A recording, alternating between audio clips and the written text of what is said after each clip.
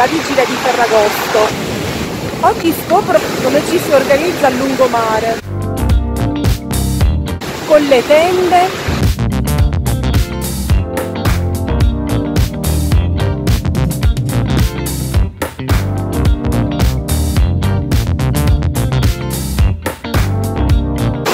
il mare è mosso.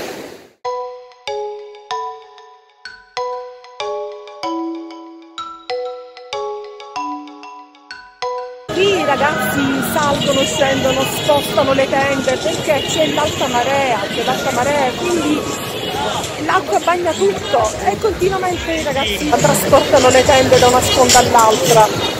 Certamente vogliono stare aggregati tra di loro. Sono tantissimi nei corridoi, sono tutti fondamentalmente ragazzi e anche delle famiglie che intendono trascorrere la notte di Ferragosto a cielo aperto.